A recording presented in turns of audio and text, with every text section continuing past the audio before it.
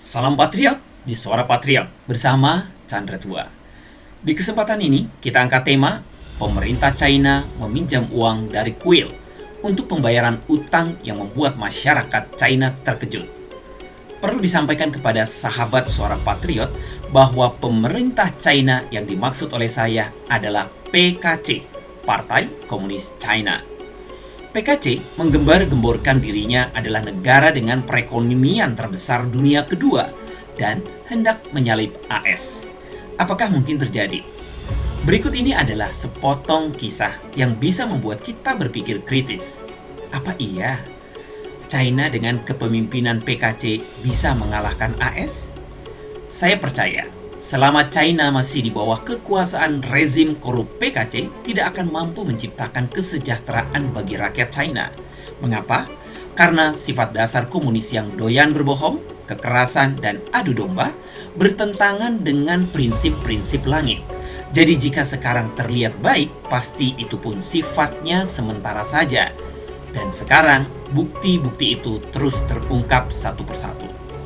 Perlu diketahui saat ini China tengah mengalami stagnasi ekonomi yang ditandai dengan pertumbuhan PDB, pertumbuhan domestik bruto yang lambat, tingkat pengangguran kaum muda yang tinggi sekali, investasi asing yang lesu, ekspor yang melemah, ketidakstabilan mata uang, dan krisis industri real estate. Juga gelombang tuntutan gaji menyebar ke seluruh negeri. Dalam beberapa kasus, para pekerja tidak dibayar selama 6 hingga 8 bulan, mencapai tingkat keputusasaan yang memicu protes buruh. Baru-baru ini, sebuah video yang menggambarkan para karyawan dari sistem radio dan televisi Guilin di Provinsi Guangxi yang secara kolektif menuntut gaji yang belum dibayar telah beredar luas di internet. Dalam video tersebut, puluhan orang memegang spanduk dengan latar belakang putih dan huruf-huruf hitam. Seorang peserta perempuan berseru, "Sudah 8 bulan kami tidak menerima gaji." Dan yang lainnya dalam kelompok itu berteriak dengan lantang, "Kami ingin bertahan hidup. Kami ingin mencari nafkah. Kami dengan sungguh-sungguh meminta pihak berwenang untuk turun tangan bagi kami." Pada platform berbagi video di luar negeri, pengguna internet China telah secara aktif mendiskusikan video terkait. Beberapa netizen mengungkapkan keheranan mereka dengan berkomentar, "Sungguh mengejutkan melihat industri radio dan televisi menghadapi situasi seperti ini." Yang lain menggali lebih dalam masalah ini, menawarkan analisis mereka. Industri radio dan televisi adalah bagian dari alat propaganda yang bertanggung jawab untuk membentuk opini publik. Hal ini sangat penting bagi Partai Komunis China yang sebelumnya dikenal karena menawarkan gaji yang tinggi dan tunjangan yang sangat baik yang seringkali membutuhkan koneksi untuk mendapatkan pekerjaan. Fakta bahwa sektor vital ini berjuang untuk membayar gaji menunjukkan tingkat kemerosotan ekonomi. Bukan hanya perusahaan-perusahaan milik negara di Guilin yang berjuang untuk membayar gaji.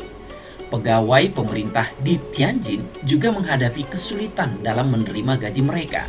Pada tanggal 5 September, Zhao Lanjian, seorang mantan profesional media China Daratan, mengungkapkan di Twitter bahwa pemerintah distrik Hebei, Tianjin tidak memiliki dana untuk membayar gaji sejak bulan Maret atau April tahun ini. Dalam keputusasaan pemerintah setempat meminjam uang dari kuil Buddha setempat yang bernama Taipei Yuan untuk membayar gaji pegawai pemerintah.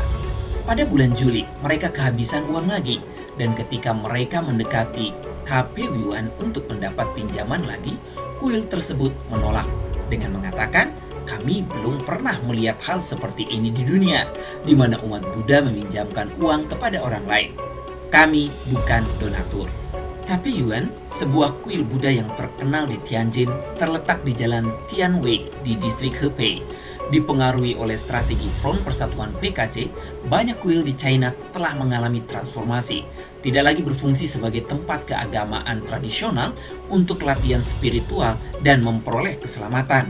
Sebaliknya, mereka telah menjadi institusi yang beroperasi seperti tempat wisata yang menggunakan fasad Buddhisme atau Taoisme untuk menghasilkan pendapatan secara agresif.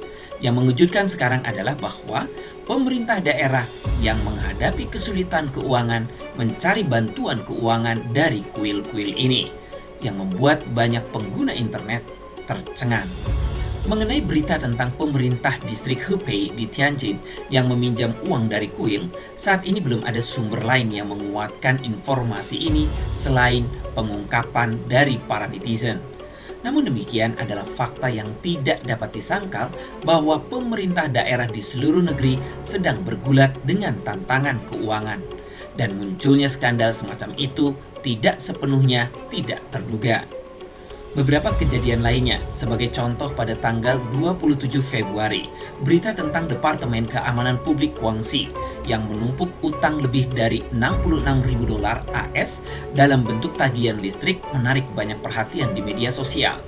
Karena kegagalan mereka untuk menanggapi beberapa pengingat tagihan, perusahaan listrik memilih untuk menangguhkan pasokan listrik ke Departemen Keamanan Publik Guangxi.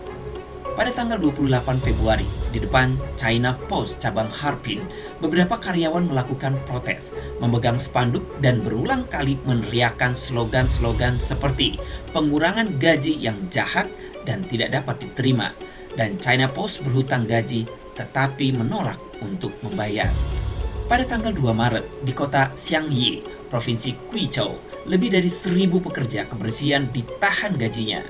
Para pekerja kebersihan melakukan mogok kerja sebagai bentuk protes yang mengakibatkan sampah menumpuk di jalanan dan mengeluarkan bau busuk.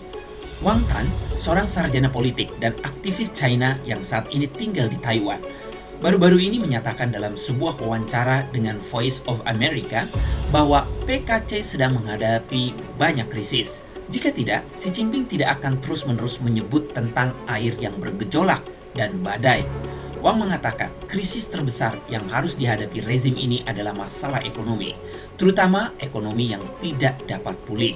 Hal ini terlihat dari 3 aspek utama: ketidakmampuan untuk menghidupkan kembali industri real estate, tingkat pengangguran kaum muda yang tinggi, dan tekanan keuangan pada pemerintah daerah. Ketiga faktor ini merupakan ancaman fatal bagi rezim ini. Namun saat ini kita tidak dapat melihat langkah-langkah yang lebih baik dari pihak berwenang untuk menyelesaikan krisis. Dengan contoh kejadian yang terjadi di atas, apakah kita masih bisa meyakini ekonomi China baik-baik sajakah? Menurut saya, ekonomi China sedang tidak baik-baik saja, bahkan tengah terpuruk. Apakah PKC akan mampu bertahan?